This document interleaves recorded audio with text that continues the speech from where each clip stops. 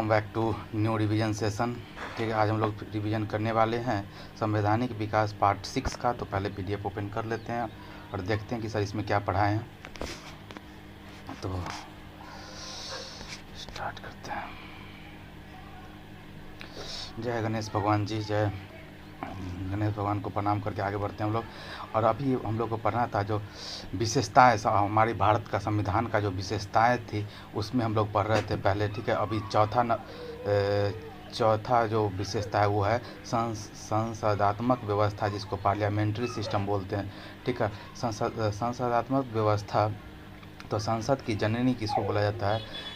England को बोला जाता है, यूके को। संसद की जननी किसको बोला जाता है? यूके को बोला जाता है।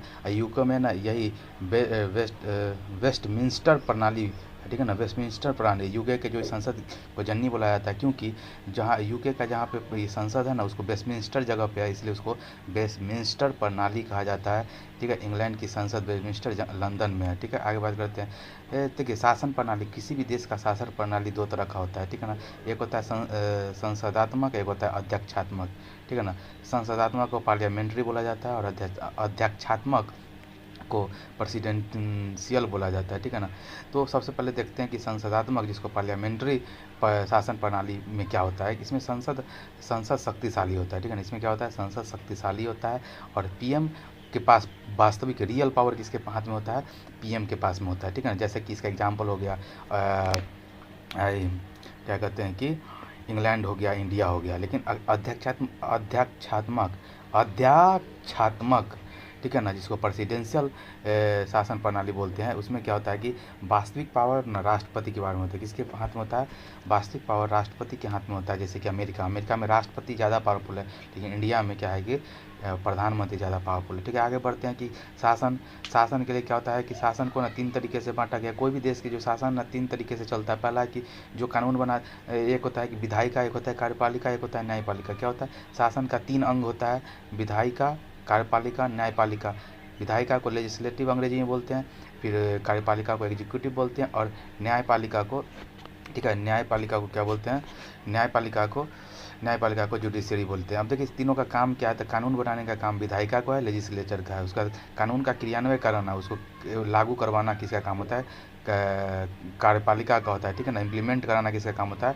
एग्जीक्यूटिव का काम होता है, कार्यपालिका का काम होता है। अगर इन दोनों में अगर किसी ने पालन उसका क्या अवहेलना किया तो उसको न्याय दंड देने का काम कौन करती है? न्यायपालिका करती है। ठीक है, आगे बात करते हैं आर्टिकल नंबर 50। लेकिन तीनों में क्या होता है, कई बार कि आपसी मतभेद हो जाता है। ये कहता है कि मेरे जुडिस्डिक्शन में, तो कोई कहता है मेरे में। चक्कर में क्या हुआ, आर्टिकल 50 लाया गया, जिसमें कार्यपालिका और न्यायपालिका की शक्ति को पृथककरण किया गया। माने कि आर्टिकल 50 में कहा गया कि न्यायपालिका अपने सीमाओं का उल्लंघन नहीं करेगा और कार्यपालिका मतलब सब एक दूसरे को कि कोऑर्डिनेशन करके काम करेगा। दोनों को अलग शक्ति का अलग अलग सेपरेशन किया गया। ठीक है, बात करते हैं कि कार्यपालिका में सरकार जो होता है ना, सरकार का प्रमुख 2 तरीके का होता है। किसी में कार्यपालिका में एग्जीक्यूटिव में सरकार का प्रमुख में कौन होता है? होता है नाम मात्र का, जिसको नॉमिनल हेड बोलते हैं, जिसमें राष्ट्रपति आते हैं। ठीक है ना, या फिर अगर यूके है तो राजा हो गया, भारत है तो राष्ट्रपति। ठीक है ना, अपना देश तो गणतंत्र है। तो उसमें क्या होता है कि जो नाम मात्र का जो प्रमुख होता है उसको बोला जाता है राष्ट्रपति, जिसमें भारत आ गया। ठीक है, और क्या होता है? एक होता है राजा, जो कि यूके में हो गया। लेकिन जो वास्तविक होता है रियल पावर, जैसे कि इंडिया यूके में देखिएगा तो प्रधानमंत्री और मंत्री परिषद में के पास सबसे ज़्यादा पावर होता है। ठीक है, आगे बात करते हैं कि संसदात्मक व्यवस्था क्या होता है। संसदात्मक व्यवस्था का जो विशेषता है उसको थोड़ा सा देखते हैं। संसदात्मक पार्लियामेंट्री, चूँकि हम लोग का क्या है, पार्लियामेंट्री संसदीय प्रणाली है, हम लोग फॉलो करते हैं। तो इसमें क्या होता है कि इसमें कार्यपालिका में ना 2 का प्रमुख 2 होते हैं। एक होता है नाम मात्र का, एक होता है वास्तविक। पहले ही बता चुके हैं कि नाम मात्र का हेड कौन होगा? राष्ट्रपति होता है, या फिर अगर यूके है तो राजा होता है। ठीक है, आगे बात करते हैं वास्तविक में पावर किसके पास होता है? प्रधानमंत्री के पास होता है, और क्या बोलते हैं कि मंत्री परिषद के पास होता है। ठीक है, दूसरी बात क्या करते हैं कि बी सेकेंड प्रॉपर्टी क्या है? दूसरी विशेषता यह है कि द्विसदनात्मक संसद। ठीक है ना, द्विसदनात्मक संसद, जिसको बाईकैमिनल, ठीक है ना, बाईकैमिनल होता है। बाईकैमिनल माने कि इसमें क्या होता है? 2 सदन होता है, एक उच्च सदन होता है, एक निम्न सदन। ठीक है ना, उच्च सदन को हम लोग बोलते हैं राज्यसभा, और निम्न सदन को लोकसभा बोलते हैं। ठीक है ना, और चौथा होता है बहुमत प्राप्त दल का नेता ही सत्ता में बैठता है। जिस को बहुमत प्राप्त होता है वही सत्ता में बैठता है। अगली बात है कि मंत्रिमंडलीय ये सरकार, इसमें क्या होता है कि मंत्रिमंडलीय जैसे कि इस कोई मंत्री हर एक जो रहता है ना, क्या बोलते हैं कि संघ में क्या होता है मंत्रिमंडल होता है, उसका हेड होता है प्रधानमंत्री। उसी तरीके से स्टेट में क्या होता है कि स्टेट में सीएम होता है उसका प्रधान। ठीक है, आगे बात करते हैं कि और पांचवा विशेषता है संसदीय प्रणाली का, वो है एकीकृत स्वतंत्र प्रणाली। क्या है? एकीकृत स्वतंत्र न्यायपालिका, माने कि इंटीग्रेटेड है लेकिन इंडिपेंडेंट है। ठीक है ना। अब इंटीग्रेटेड का क्या मतलब हुआ कि जैसे कि इसमें इंडिया में क्या होता है, जैसे पहले सुप्रीम कोर्ट होता है, हाई कोर्ट होता है, फिर डिस्ट्रिक्ट कोर्ट होता है, उसके बाद ऐसे होता है। तो ये आपस में एक दूसरे से जुड़े हुए हैं। ठीक है, माने कि वर्टिकली पूरा जुड़े हुए हैं ऐसे करके।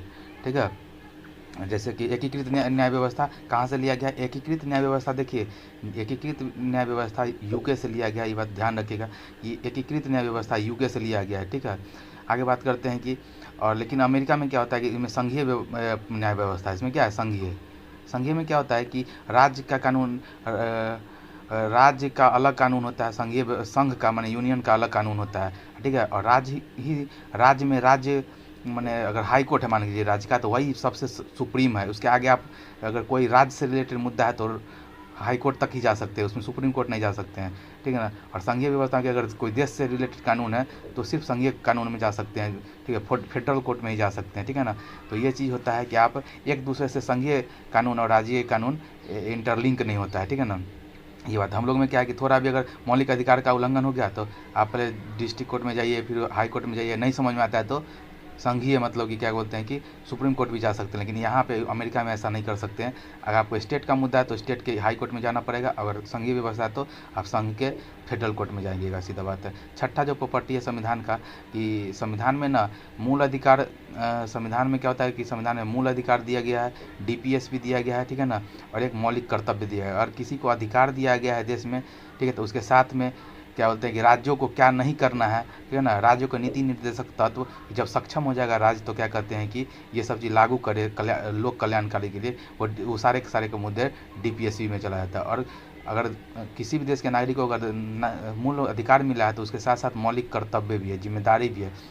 ठीक है, तो क्या बोलते हैं कि मूल अधिकार का चर्चा भाग 3 में है, 12 से 35 हम लोग जानते हैं।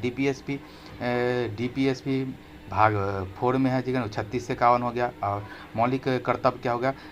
भाग 4A हो गया। ठीक है, आर्टिकल नंबर 51A। ठीक है ना, सरदार स्वर्ण सिंह समिति के सिफारिश पर, ठीक है ना, इसको क्या होता है कि लागू किया गया था। ये बात हम लोग जानते हैं। तो मूल अधिकार, आगे बात करते हैं कि मूल अधिकार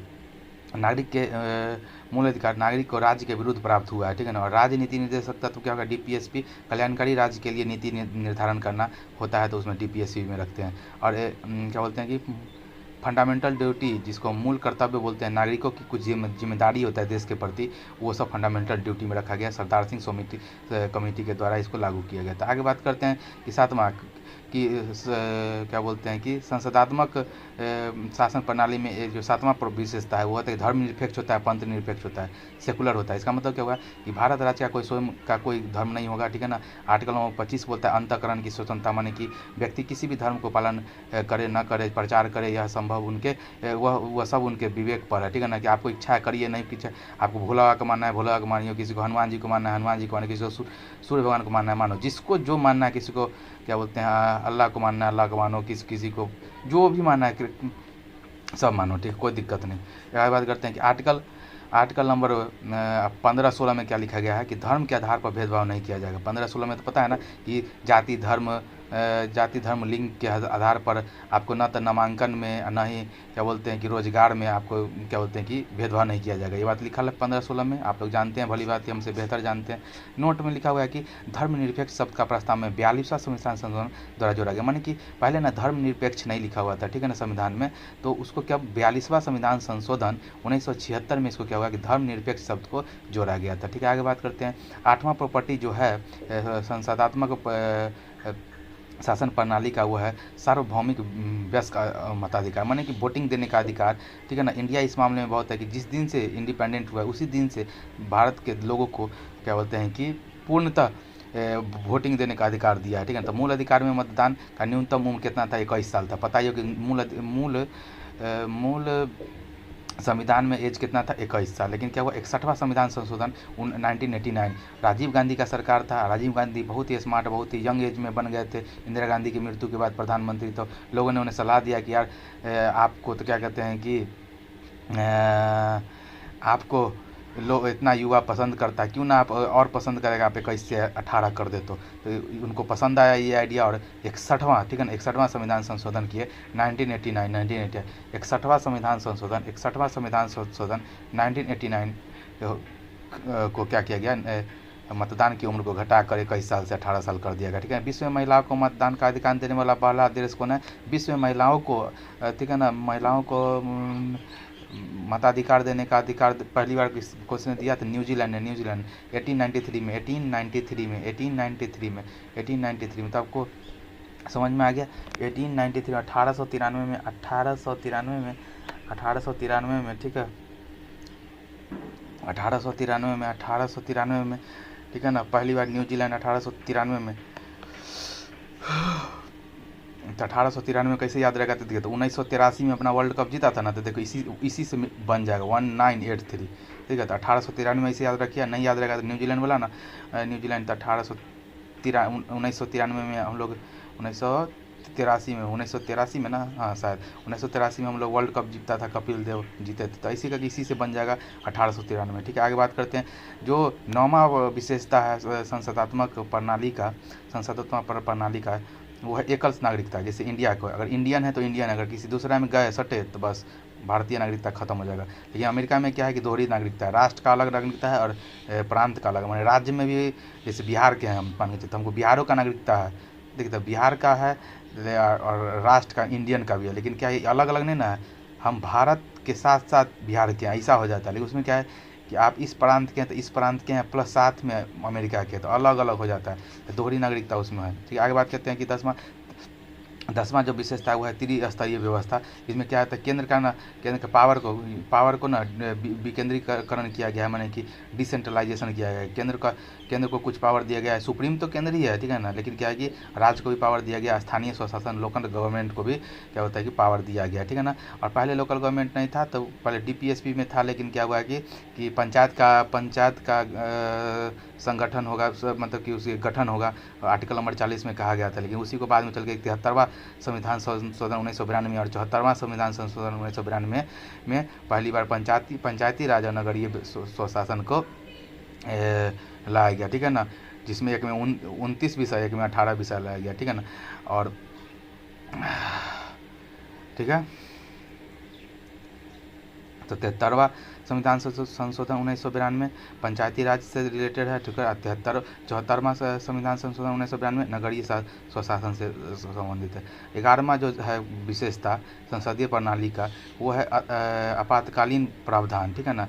भाग 18 में राष्ट्रीय आपात, राष्ट्रपति का आपात और क्या बोलते हैं वित्तीय आपात 352, 356, 360 तो रटा हुआ है इसमें, ठीक है। आज के रिवीजन सेशन में इतना ही, मिलते हैं किसी नए रिवीजन सेशन में, तब तक के लिए बाय।